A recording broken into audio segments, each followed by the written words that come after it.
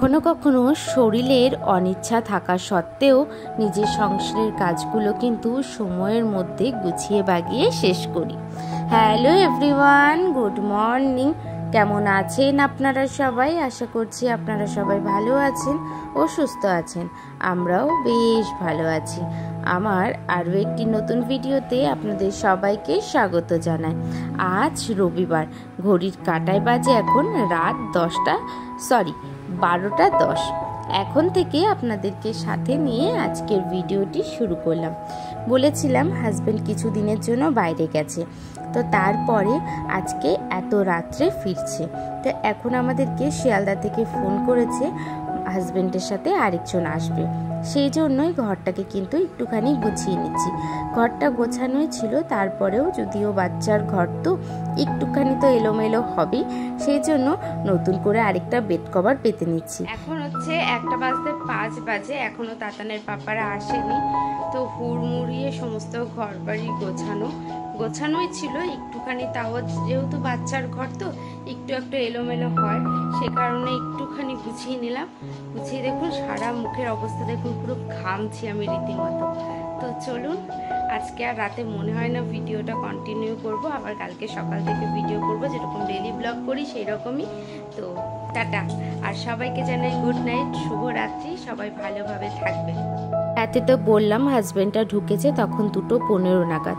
তো এসেছে, ওরা ফ্রেশ হয়ে সবাইকে খেতে দিয়ে সমস্ত কাজবাজ শেষ করতে আমাদের ঘড়ির কাঁটায় তখন বেজে যায় কিন্তু 3টে নাগাদ। তো 3টে কি 3:30 বেজে যায়। তো তারই মধ্যে দেখছি তাতানো ঘুম থেকে উঠে গেছে, আর ওকে ঘুম পাড়িয়েছি আমরা 4:30 নাগাদ। তো 4:30 সময় ঘুম থেকে উঠেছি আজকে 9:45 সময়। তো এদিকে দেখুন 10টার সময় উঠে গিয়ে নিজের স্নানটা আগে সেরে নিয়েছি। এরই মধ্যে তাতানের পাপা আর তাতানো ঘুম থেকে উঠে গেছে। আর আজকে সকালের কোনো কাজই আমি কিছুই করতে পারিনি, যেহেতু মাই সমস্ত কাজবাজ করে নিয়েছিল। আজকে শুধু আমাকে বলেছিল রান্নার পরে যে কাজগুলো থাকে সেগুলোকেই করতে, তো সেগুলোকে আমি করে নিচ্ছি। আর তার আগে স্নান করে এসে তাতানের পাপারা যখন ঘুম থেকে উঠেছে তখন আমি বিছানাটা একবারে গুছিয়ে নিয়েছি। এই যে দেখুন চলে এসেছি রান্নাঘরে। মায়ের যেহেতু রান্না বান্না হয়ে গেছিলো, সেই জন্য গ্যাসটাকে সবার প্রথমে মুছে নিয়েছি ভালোভাবে। তারপরে রান্নার কিছু বাসন ছিল, আর আমরা সকালে যেহেতু খাওয়া দাওয়া করেছিলাম দুজন মিলে, সেই কারণে অল্প কিছু বাসন ছিল, সেগুলোকে এখন কি করছি, এই যে মেজে নিচ্ছি। মাজার পরে ধুয়েও নিচ্ছি, ধুয়ে এইখানেই রেখে দেবো সুন্দর করে, তাহলে জলগুলো কিন্তু ঝরে যাবে। আর জানেন তো শরীরটা এতটা পরিমাণে ক্লান্ত যে কোনো কাজ যে করবো আজকে কোনো রকম ইচ্ছে নেই। কালকে আগের দিন সারাদিন খাটাখাটনি করে এক ফোঁটাও শোয়ার টাইম পাইনি। তো তারপরে কালকে রাত্রেবেলাও তো ঘুমাতে পারিনি, তো সেই জন্য কিন্তু কাজে প্রত্যেকটা কাজ করতে খুব আলসামো লাগছে। এই যে দেখুন গল্প করতে করতে আমার কিন্তু বাসনগুলো মাজা হয়ে গেছে, মেজে ধুয়ে রেখে দিয়েছি। তারপরে বেসিনটাকেও পরিষ্কার করে নিচ্ছি, বেসিনটাকেও ভালোভাবে মেজে নিয়েছি, মাজার পরে এরপরে ধুয়ে নিচ্ছি।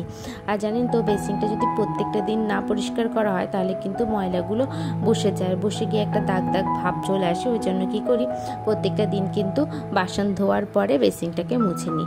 এই যে বেসিন মুছে এবারে টাইলসটা মুছে নিচ্ছি, তারপরে পুরো ঘরটাকে মুছে নেব। আজকে ঘরটা কিন্তু বেশ নোংরা হয়েছে। তারপরে আবার আজকে 2 দিন ধরে ময়লার গাড়িটা আসছে না, আর ময়লার গাড়িটা যদি 1 দিন কি 2 দিন যদি না আসে না, তাহলে অজস্র ময়লা হচ্ছে যে জড়ো হয়ে যায়, আর ঘরের মধ্যে সেটা কিন্তু একদমই দেখতেও ভালো লাগে না। এই যে ঘরটা মুছে চলে এসেছি, দুপুরের খাওয়া দাওয়া করব, সেই জন্য জলের বোতলগুলোকে ভরতে, কারণ কি জলটা দেখছি বেশ ফুরিয়েই গেছে, আর এই কটা বোতল হচ্ছে ফাঁকা ছিল, সেই জন্য এখন কি করছি জলের বোতলগুলোকে ভরে নেব। আর এদিকে আমার জলের বোতলগুলো ভরা হয়েও গেছে। তারপরে চলে এসেছি টেবিলটার কাছে, টেবিলটাকে ভালোভাবে মুছে নিয়েছি। তো টেবিলটাকে মোছার পরে এখন বোতলগুলো সুন্দর করে সাজিয়ে রেখে দেবো। আর এদিকে জানেন তো টেবিলটা যখন গোছাতে এসেছি দেখছি কি ওই হাত ধোয়ার টাওয়াল এটা দেখছি এলোমেলো হয়ে রয়েছে, ওর জন্য হাত ধোয়ার টাওয়ালটাকে আগে ভালোভাবে গুছিয়ে রেখে দেবো। তার মধ্যে গাছ থেকে পড়েছে একটা আম, সেটা আপনাদের সাথে শেয়ার করলাম। জানেন তো আমগুলো এতটা পরিমাণে পেকে যাচ্ছে যে বারবার করে পড়ে যাচ্ছে, আর পড়লেই ফেটে যাচ্ছে। আর এই আমটা দেখলাম পড়েছে কিন্তু ফাটেনি, তো ওটা আপনাদের সাথে একটুখানি শেয়ার করলাম। আর আজকে তো সেভাবে কোনো কাজবাজ নেই, এই আজকে হচ্ছে ফাঁকের দিন।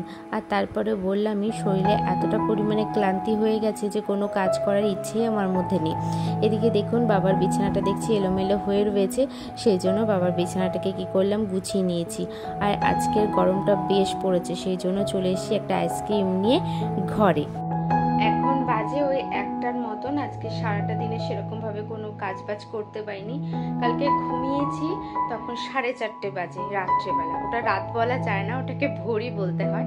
তো ভোর 4:30টার সময় ঘুমিয়ে ঠিক 9টা সাড়ে 9টার সময় ঘুম ভেঙেছে। তো এরই মধ্যে ঘুম থেকে উঠে দেখি মা সমস্ত কাজবাজ করেই রেখেছে।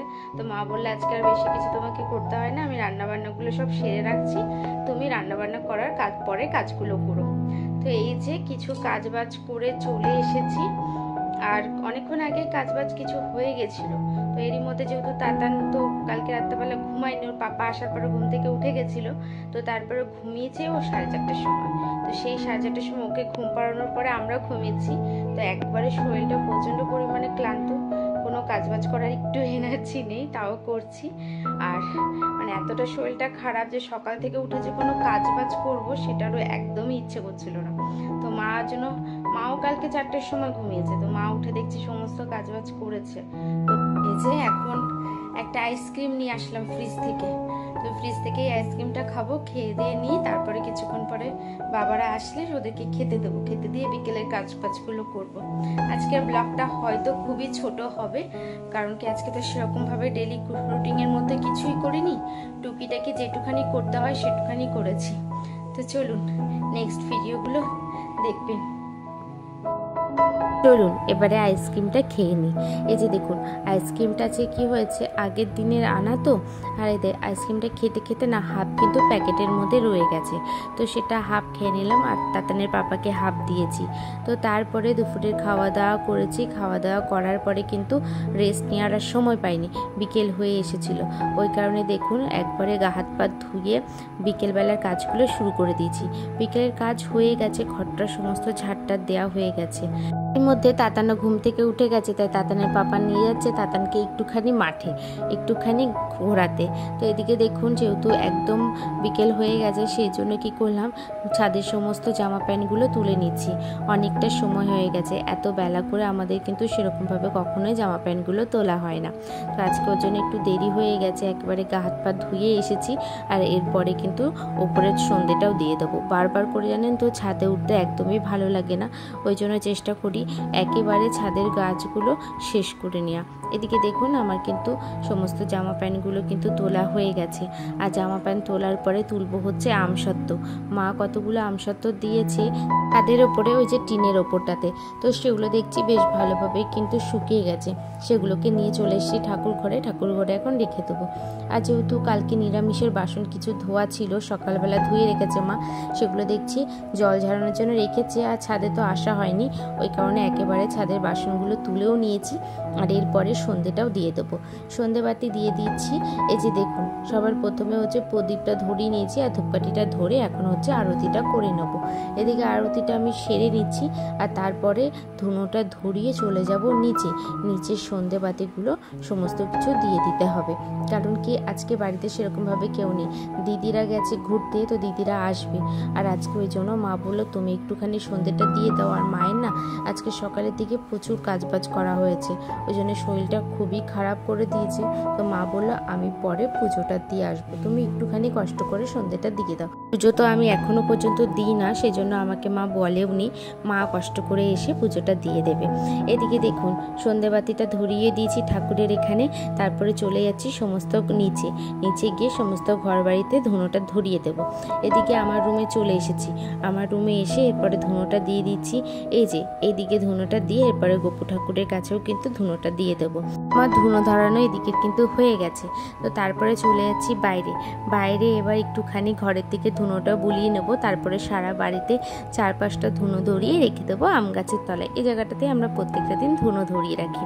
আর তারপরে তাতানের পাপা বললো চলো একটুখানি বেরোই, একটুখানি তোমাদেরকে নিয়ে ঘুরতে যাই। এই যে রেডি হয়ে গেছি, রেডি হয়ে দেখছি একটা মেলা বসছে। আমরা নিজেরাও জানতাম না এই মেলাটা যে বসেছে, ঘুরতে ঘুরতে রাস্তা দিয়েই ঘুরছিলাম। তো তারপরে দেখলাম মেলাটা, তার জন্য ঢুকলাম। মেলায় ঢুকে কিছু জিনিসপত্র কিনেছি। এই যে তখন বাড়িও চলে এসেছি। আর আপনাদের সাথে শেয়ার করলাম যে জিনিসপত্রগুলো। মনার জন্য এনেছি, তাতানের জন্য একটা বল এনেছি, আর হচ্ছে ওই আমার জন্য, দিদির জন্য, মায়ের জন্য 3টে ক্লিপ নিয়ে এসেছি, আর ওই 5টা মতন হচ্ছে কাপ নিয়ে এসেছি।